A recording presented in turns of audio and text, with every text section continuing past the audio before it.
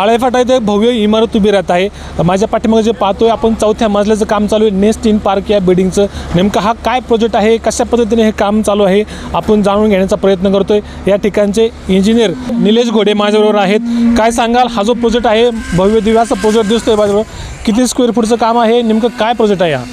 आपला हा प्रोजेक्ट आहे पूर्ण 2.5 एकरमध्ये प्रोजेक्ट आहे। नेस्ट इन पार्क म्हणून हा प्रोजेक्ट आहे आळेफाट्यामध्ये। तर आपण ह्या प्रोजेक्टमध्ये ना कमर्शियल प्लस रेसिडेन्शियल असा आपला हा प्रोजेक्ट आहे। तर आपण याच्यामध्ये ना बेसमेंट पार्किंग दिलेली आहे, त्यानंतर ना 15 शॉप आहेत आणि 7 रेसिडेन्शियल फ्लोर आहेत। त्याच्यामध्ये 1 BHK आहेत, 1.5 आहेत आणि 2 BHK आहेत, असे 98 फ्लॅट्स आहेत आपल्याकडे। तर कमीत कमी याच्यामध्ये ना आपले 50% बुकिंग झालेले आहेत आणि 50% बुकिंग आहे ना आपली आता मार्केटमध्ये अवेलेबल आहेत। तर आपण हा जो प्रोजेक्ट साकारतो आहे तो आता आपण हा जो 4था स्लॅब आहे हा कमीत कमी 9,500 स्क्वेअर फुटाचा स्लॅब आहे आणि हा आपण 1 टाईम भरण्याचा प्रयत्न करतो आहे आता सध्या। नवीन टेक्नॉलॉजी मशिनरीच्या सहाय्याने हा भरण्याचं काम चालू आहे। नेमकं काय नवीन टेक्नॉलॉजी आहे आणि कशा पद्धतीने या स्लॅबचं काम चालू आहे? सर्वात पहिलं म्हणजे तर आपण एकदम क्वालिटीमध्ये हे काम चालू आहे। त्याच्यामध्ये आता हे जे चालू आहे जरा आपण थोडं टेक्नॉलॉजीमध्ये काम करतो आहे। तर पूर्ण गँगमध्ये वगैरे जे काम करतात आहे कॉन्क्रीटचं वगैरे ते करत नाही आपण। तर त्याच्यामध्ये काय होतं, जे आपलं प्रॉपर कॉन्क्रीट वगैरे त्याचं वेट वगैरे केलं जात नाही।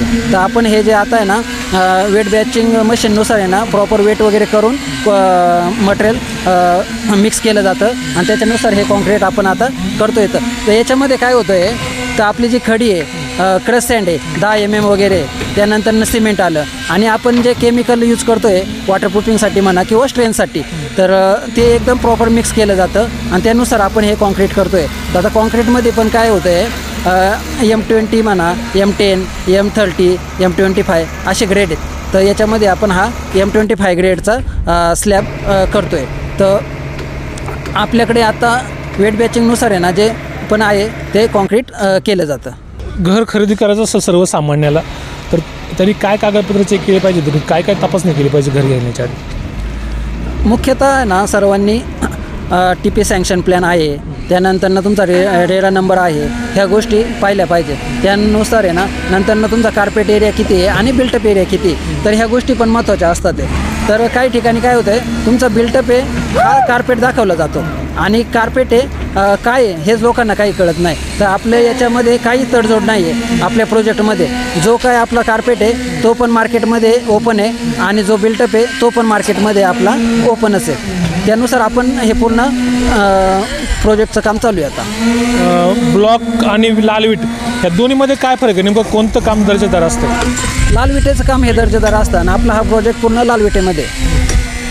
आता याच्यामध्ये आपण अमेनिटीज ग्राहकांना काय काय देतो आहे? आता यामध्ये आपण आहे ना गार्डन देतो आहे, एक पोडियम गार्डन देतो आहे, त्यानंतर बिल्डिंगमध्ये म्हणजे आपल्या या प्रोजेक्टमध्ये एक स्ट्रेचर लिफ्ट देतो आहे।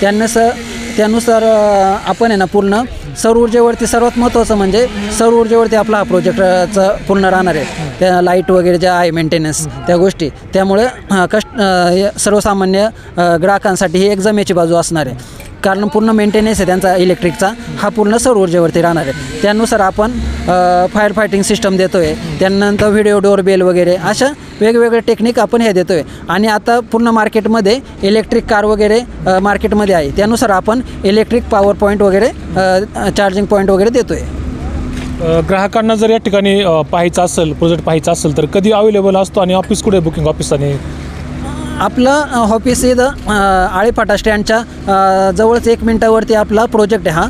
बुकिंग ऑफिस पण आपलं साईटच्या जवळच आहे, अगदी स्टँडमध्ये आल्याच्या नंतर 1 मिनटामध्ये आपण साईटवरती येऊ शकता। काय तुमचं ग्राहकांना आव्हान असेल? तर ग्राहकांसाठी म्हणजे सर्वात महत्त्वाचं आपला 2.5 एकरमध्ये हा प्रोजेक्ट आहे आणि सर्वात महत्त्वाचं म्हणजे आपण ग्राहकांच्या स्वप्नातील घर साकारतो या ठिकाणी। त्यात म्हणजे पूर्ण एकदम परिपूर्ण असा प्रोजेक्ट आहे आणि क्वालिटी म्हणा, त्यानंतरनं पूर्ण जागा वगैरे ह्या सर्व एकदम प्रॉपर आपल्या TP सँक्शननुसार म्हणा, त्यानंतर रेरा नंबर वगैरे ह्यानुसार हा प्रोजेक्ट चालू आहे। त्यामुळे कस्टमरला म्हणा किंवा ग्राहकांना तर काही अडचण भविष्यात येणार नाही असं प्रोजेक्ट। नवीन नवीन टेक्नॉलॉजी मशिनरीज खाली दिसतात, नेमकं काय तपासासाठी मशिनरीज असतात काय? आपल्याकडे जो प्रोजेक्ट आहे ना त्याच्यामध्ये आपण एक आधुनिक पद्धतीचे लॅब वगैरे वापरलेले आहे। त्यामध्ये आपण आहे ना क्यूब कास्टिंग वगैरे केल्याच्या नंतरनं टेस्टिंग पण इथेच करतो, त्यानंतर CV ॲनालिसिस केली जाते, त्यानंतरनं आपले प्रोजेक्टमध्ये आपण रिबाउंड हॅमर टेस्ट वगैरे पण केलेले आहेत। कॉलमसाठी बीमसाठी ह्या टेस्ट पण केलेल्या आहेत. त्यानंतरनं आपल्याकडं सिव्ही ॲनालिसिस झालं, त्यानंतर स्लम कोन वगैरे ह्या अशा ज्या गोष्टी टेक्निकली ह्या पूर्ण प्रॉपर आपण इथं साईटवरती करतो आहे. क्यूब कास्टिंग करतायत हे कशासाठी केलं जातं आणि काय याच्यातून साध्य होते, कशा प्रकारे करतात? आता ही क्यूब कास्टिंग आहे. आपण याच्यामध्ये क्यूब पहिल्यांदा ऑइलिंग केला जातो, त्यानंतरनं क्यूब कास्ट केला जातो. तर क्यूब कास्टिंगचे फायदे आपल्याला असे होतात आहे का आपण 7 दिवसासाठी 14 दिवस 21 दिवस आणि 28 दिवस त्याची स्ट्रेंथ चेक करू शकतो. 7 दिवसामध्ये किती येते, त्यानंतरनं 14मध्ये किती गेन झाली त्याची स्ट्रेंथ, त्यानंतरनं 21 आणि 28 अशी 4 स्टेपमध्ये आपण त्याची स्ट्रेंथ चेक करू शकतो. तर आपण जर फ्लॅट घेणार असाल तर पूर्ण काळजी घेतली पाहिजे, सर्व बाबींची तपासणी केली पाहिजे. घर हे सर्वसामान्यांच्या आयुष्यामध्ये एकदाच होत असतं. जर घर घ्यायचं असेल तर नेस्ट इन पार्क हा पर्याय सर्वांसाठी चांगला आहे. आपण येथे येऊन पाहू शकतो, ऑफिसही जवळ आहे आणि चांगल्या पद्धतीचे जर क्वालिटीपूर्ण काम होताना माझ्या पाठीमागे आपण पाहतोय. शिवनेरी एक्सप्रेस आळेफाट.